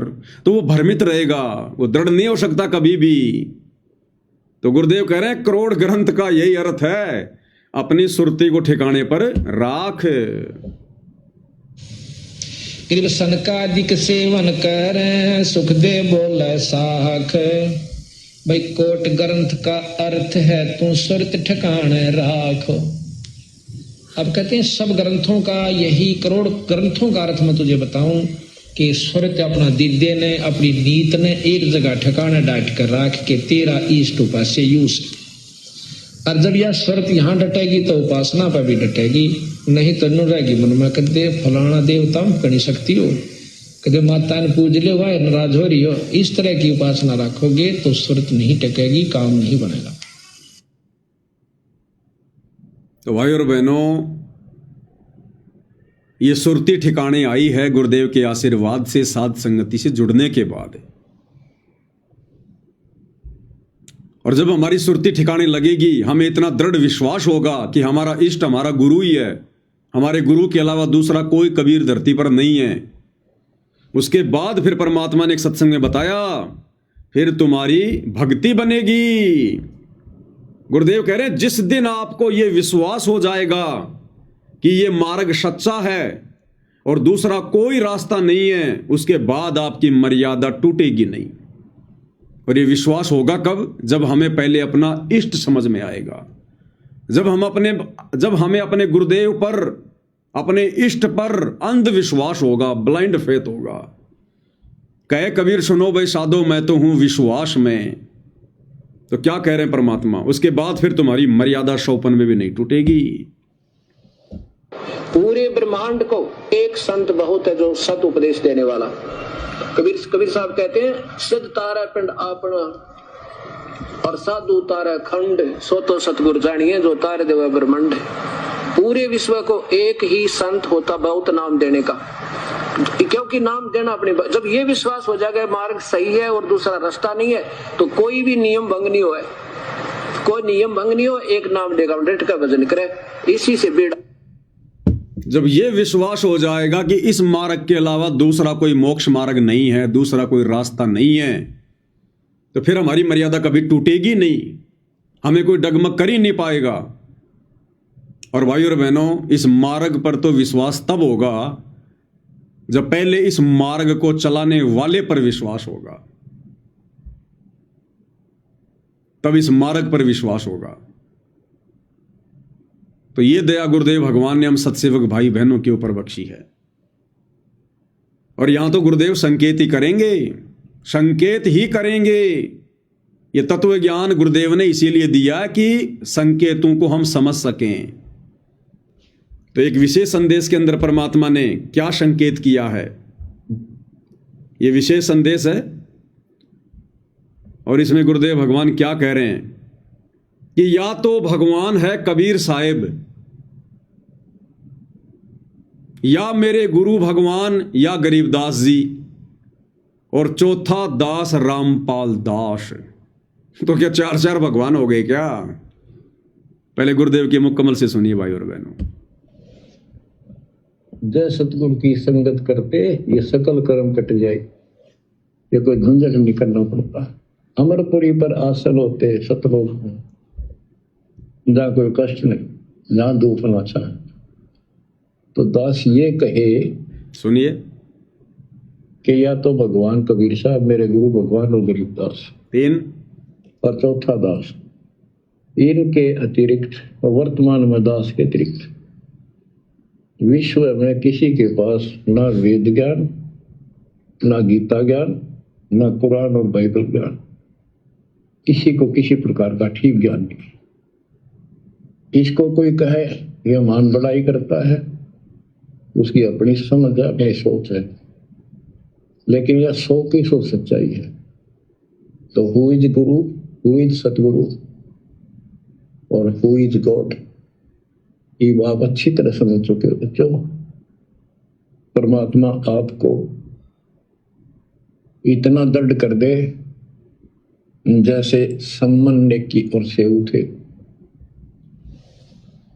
आप इतने दृढ़ हो जाओ गरीब महिमा की जय संत की,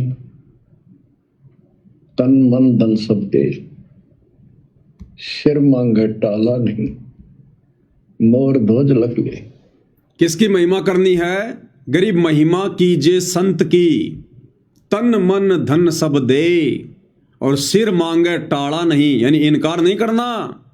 उदाहरण के लिए राजा मोर ध्वज लख ले। तो किसकी महिमा करनी है? संत की। या कबीर की महिमा के लिए नहीं कहा, या गरीबदास जी की महिमा के लिए नहीं कहा, यहां अपने मुंह बोले गुरु की महिमा के लिए नहीं कहा। महिमा कीजिए संत की। तो वर्तमान में धरती पर जिंदा संत कौन है? तो सत्सेवक भाई बहन क्या कर रहे हैं? गलत कर रहे हैं क्या अपने गुरु की महिमा करके? और शुरू में गुरुदेव ने क्या संकेत कर दिया कि दास अगर ये कहे कि या तो भगवान कबीर साहिब, मेरे गुरुजी गरीबदास जी, और चौथा ये दास, इनके अलावा धरती पर किसी के पास पूरा ज्ञान नहीं, संपूर्ण ज्ञान नहीं, आध्यात्मिक ज्ञान नहीं। इसको चाहे मान बढ़ाई समझो, चाहे अभिमान समझो, ये तुम्हारी अपनी सोच के ऊपर है। अब भाई और बहनों, या परमात्मा ने चार भगवान बता दिए, या तो भगवान कबीर साहिब, या मेरे गुरुजी, या गरीबदास जी, या चौथा ये दास, यानी चौथा गुरुदेव अपने लिए कह रहे हैं। एक बार फिर से सुनिएगा, फिर हम इसका विश्लेषण करेंगे। जय सतगुरु की संगत करते ये सकल कर्म कट जाए, ये कोई झंझट नहीं करना पड़ता। अमरपुरी पर आसन होते सतलोक में, जहाँ कोई कष्ट नहीं, जहाँ दुख ना चाहे। तो दास ये कहे कि या तो भगवान कबीर साहब, मेरे गुरु भगवान और गरीबदास, और चौथा दास, इनके अतिरिक्त, वर्तमान में दास के अतिरिक्त विश्व में किसी के पास ना वेद ज्ञान, ना गीता ज्ञान, ना कुरान और बाइबल ज्ञान। तो गुरुदेव ने यहां अपने आप को चौथे नंबर पर रखा है। पहले नंबर पर कबीर साहिब को, दूसरे नंबर पर अपने मुंह बोले गुरुदेव को, तीसरे नंबर पर गरीबदास जी को, और चौथे नंबर पर अपने आप को। अब जो भाई ये कहते हैं कि भाई पवन दास कौन होता है, सत्संगों का सार निकालने वाला, तो भैया मैं 5-10 मिनट रुक जाऊं, आप लाइव देख रहे हैं तो आप निकाल के दे दो, कमेंट्स कर दो, देखिए इस बात का क्या रहस्य है। गुरुदेव ने स्वयं परम शक्ति होते हुए अपने आप को चौथे नंबर पर क्यों रखा? आप निष्कर्ष निकाल के दे दो भाई, मैं तो रुक जाता हूं 5-10 मिनट, कोई दिक्कत नहीं है। तब तक आप सोच लो, समझ लो, निष्कर्ष निकाल लो भाई। तो परमेश्वर ने, गुरुदेव भगवान ने अपने आप को चौथे नंबर पर क्यों रखा, जबकि ये तो फर्स्ट नंबर पर होने चाहिए। बाकी 3 तो रिजेक्ट हैं, वो भगवान नहीं है। वो अपने समय पर भगवान हो सकते हैं। 650 साल पहले कबीर जी आए दाढ़ी मूछ वाले रूप में, वो उस समय के भगवान हो सकते हैं। 350 साल पहले गरीबदास जी आए, वो उस समय के भगवान तत्वदर्शी संत हो सकते हैं। और पूज्य परमेश्वर रामपाल जी ने जो भूमिका निभाई गुरु शिष्य की, उनके मुंह बोले गुरु आदरणीय रामदेवानंद जी, वो अपने स्तर पर भगवान हो सकते हैं। उनकी संगत के लिए, जो उनके भगत थे, उनके लिए वो भगवान हो सकते हैं, अध्यात्म के जानकार हो सकते हैं। लेकिन वर्तमान 13वें पंथ के पंथियों के लिए, सतगुरु रामपाल जी परमेश्वर जी के फॉलोवर्स के लिए, वो तीनों रिजेक्टेड हैं, रिजेक्टेड। हमारे लिए केवल हमारे पूज्य गुरुदेव भगवान ही एकमात्र परमेश्वर हैं, परम शक्ति हैं, और हैं भी। अगर हम बातें करें उन तीनों भगवानों की जिनको गुरुदेव ने 1, 2 और 3 नंबर पर रखा है, कबीर जी, गरीबदास जी और आदरणीय रामदेवानंद जी, कह रहे हैं इनके अलावा और वर्तमान में दास के अलावा किसी के पास भी संपूर्ण आध्यात्मिक ज्ञान नहीं। लेकिन भाई और बहनों, आज आप और हम ये सीना ठोक कर कह सकते हैं, इस तत्व ज्ञान को आधार बनाकर कह सकते हैं, भले ही 650 साल पहले स्वयं सतगुरु रामपाल जी ही कबीर नाम से आए थे, लेकिन जो भूमिका उन्होंने की, उस आधार से हमें यह कहने में जरा भी संकोच नहीं होना चाहिए कि उस समय संपूर्ण ज्ञान उनके पास भी नहीं था। हालांकि वे तो ज्ञान में गर्क हैं, सब कुछ था उनके पास में, लेकिन उन्होंने मूल ज्ञान नहीं दिया। उन्होंने 650 साल पहले किसी को भी सार ज्ञान नहीं दिया, मूल ज्ञान नहीं दिया, ये तत्व भेद नहीं दिया, संपूर्ण सृष्टि रचना नहीं बताई। इसलिए वर्तमान में हमारी नजरों में भले ही 650 साल पहले संत रामपाल जी ही कबीर नाम से आए थे, लेकिन वर्तमान परिस्थितियों के हिसाब से अपने सतगुरु को विशेष महत्वता देते हुए हम ये कह सकते हैं कि कबीर जी को भी 650 साल पहले संपूर्ण ज्ञान नहीं था। भाई जब ज्ञान दिया ही नहीं तो हम क्यों कहें कि उनको ज्ञान था? तो कबीर जी रिजेक्टेड, 650 साल पहले वाले कबीर जी रिजेक्टेड, ना कि वर्तमान वाले सतगुरु रामपाल जी कबीर जी। तो 650 साल पहले वाले कबीर जी रिजेक्टेड, जिनको सतगुरु रामपाल जी ने 1 नंबर पर रखा।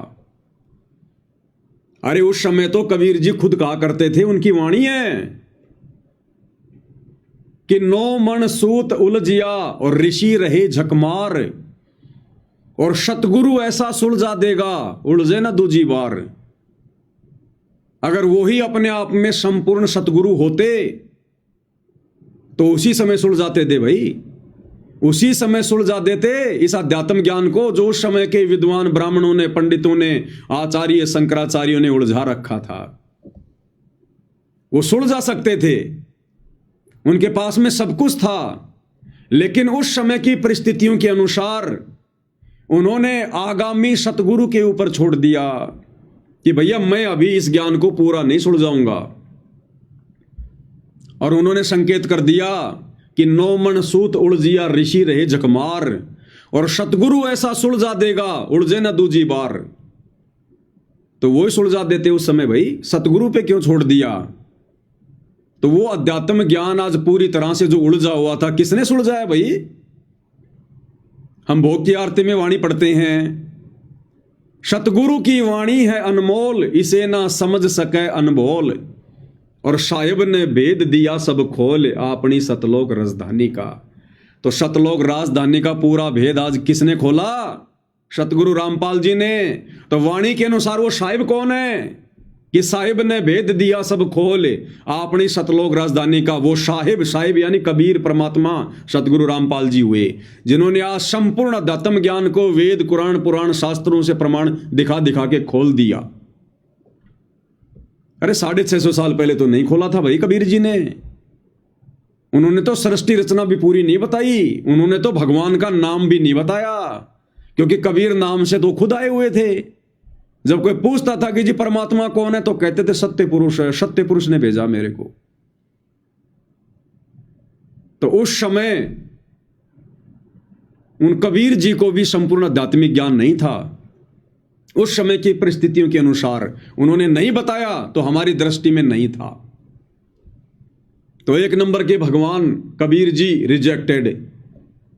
फिर दूसरे नंबर पर गुरुदेव ने रखा अपने गुरुदेव को, आदरणीय राम देवानंद जी को। अब आदरणीय राम देवानंद जी के पास में कहां से सार ज्ञान, कहां से मूल ज्ञान है? उनके पास तो प्रथम नाम भी पूरा नहीं था, प्रथम नाम भी।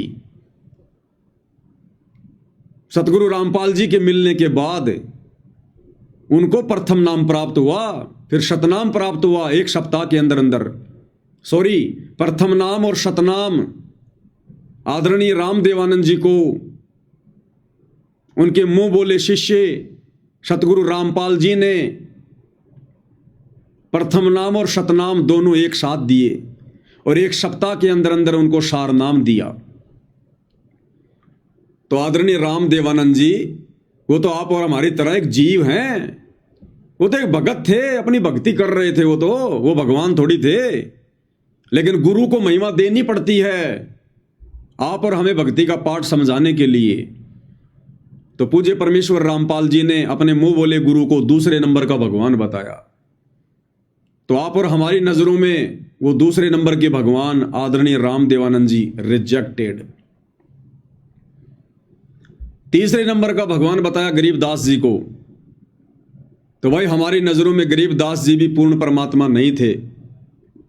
भले सतगुरु रामपाल जी ने ही गरीबदास जी की भूमिका निभाई थी, गरीबदास जी के रूप में सतगुरु रामपाल जी ही थे, लेकिन उन्होंने भी उस समय संपूर्ण आध्यात्मिक ज्ञान नहीं दिया, सृष्टि रचना का पूरा खुलासा नहीं किया, और अपने एक भी शिष्य को वो सतलोक नहीं ले जा पाए। एक भी शिष्य का उन्होंने उद्धार नहीं किया, एक का भी।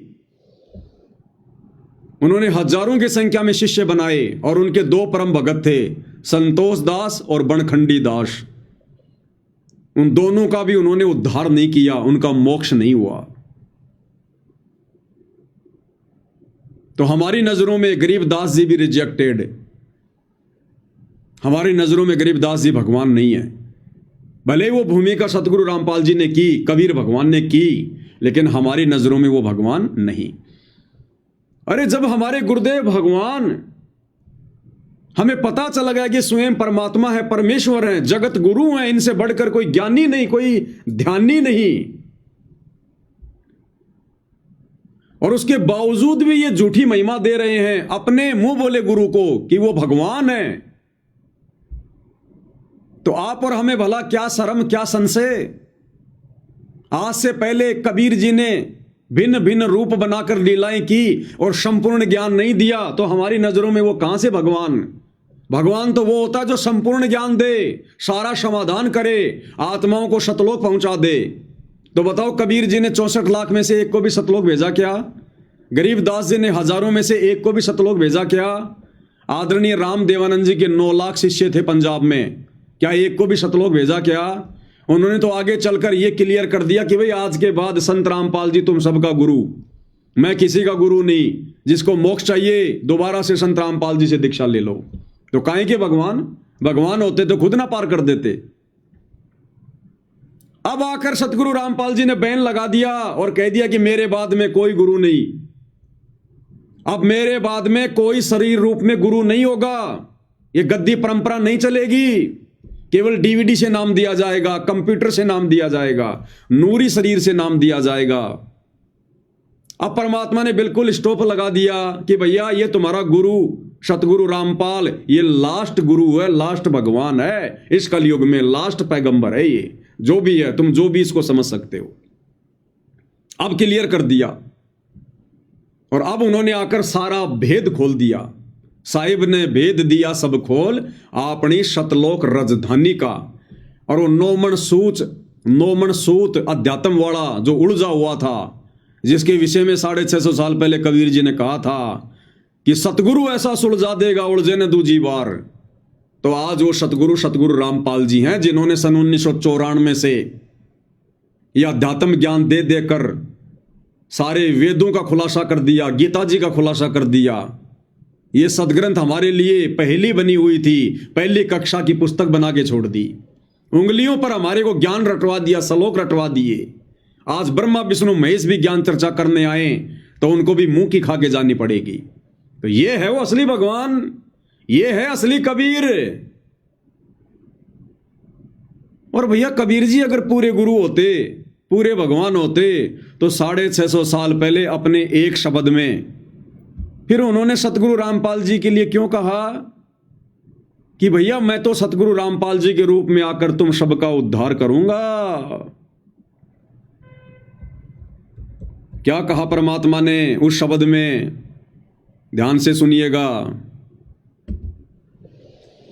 मन मान जा बुढ़ापा आवेगा, मन मान जा बुढ़ापा,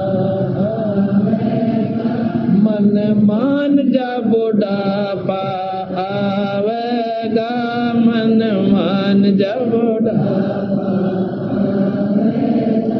बिना भजन तेरी होवे दुर्गति, तू बड़ा बड़ा पछतावेगा, मन मान जा बुढ़ापा आवेगा, मन मान जा बिना भजन बड़ा बड़ा पछतावेगा, मन मान जा बुढ़ापा आवेगा, मन मान जा बुढ़ापा। ये कबीर जी का शब्द है, 650 साल पहले कबीर जी ने यह शब्द गाया था।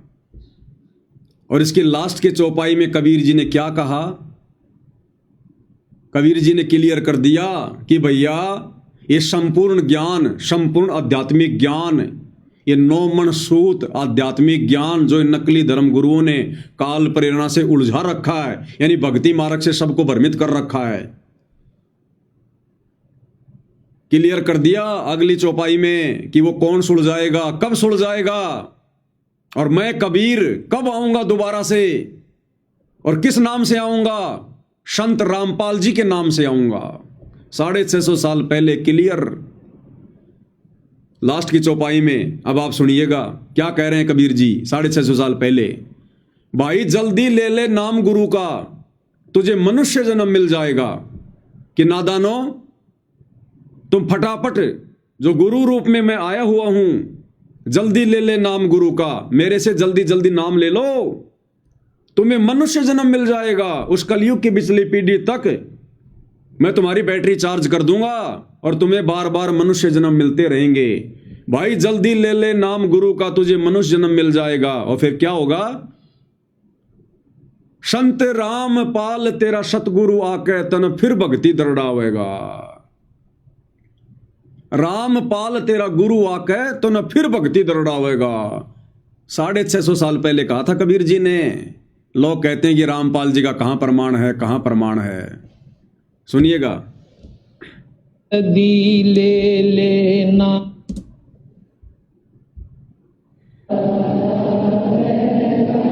जल्दी ले ले नाम गुरु का, तुझे मनुष्य जन्म मिल जाएगा। जल्दी ले ले नाम गुरु का, तुझे मनुष्य जन्म मिल जाएगा। रामपाल तेरा सतगुरु आके फिर भक्ति दरड़ावेगा। मन मान जबड़ा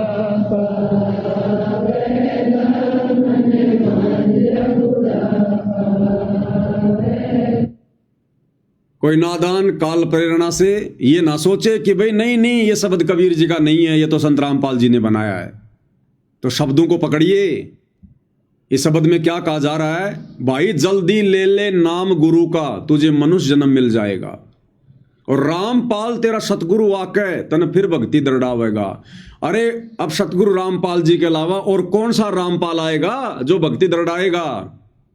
वर्तमान में तो नाम दे रहे हैं सतगुरु रामपाल जी कि जल्दी ले ले नाम गुरु का, तुझे मनुष्य जन्म मिल जाएगा। और रामपाल तेरा सतगुरु आके, तो सतगुरु रामपाल जी कहेंगे क्या कि रामपाल तेरा सतगुरु आके? आगे और भी कोई रामपाल जी आने हैं क्या? तो ये शब्द कबीर जी का। अब भाई और बहनों, कबीर जी ने तो 36 अरब या कितनी वाणियां बोली हैं परमात्मा ने चारों युगों में। 36 अरब ज्ञान हम भाग्या, मूर्ख जीव का एक न लाग्या। तो ना जाने कितने शब्द परमात्मा ने गाए हैं। अब उन शब्दों को वर्तमान में कौन बता सकता है? जो स्वयं कबीर है। तो ये बहुत बड़ा एक प्रमाण है कि हमारे गुरुदेव भगवान कौन है। स्वयं कबीर भगवान है जिन्होंने 650 साल पहले शब्द के माध्यम से आप और हम नीचों को 64 लाख वाली आत्माओं को चेताया था कि नालायकों, तुम पार तो नहीं हो पाओगे क्योंकि तुम अपने गुरु को परमात्मा नहीं मान रहे। तुम मुझे केवल एक गुरु मान रहे हो, मानुष मान रहे हो। केवल झूठा ढोंग करते हो कि हमारे गुरु जी परमात्मा है, कबीर जी भगवान है, भगवान है।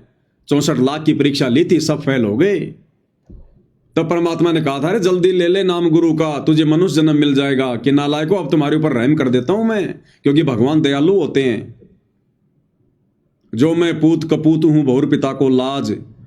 बाप अपने बेटे की गाली खाकर, मार पिटाई खाकर भी हमेशा उसके हित की सोचता है। अब ये तो परम पिता हैं भाई, दयालु हैं। तो इन्होंने फिर भी यही कहा कि नालायकों, मेरे से नाम ले लो फटाफट, ये प्रथम नाम ले लो, 5 मंत्र, इसके जाप से तुम्हारे को मनुष्य जन्म मिलते रहेंगे।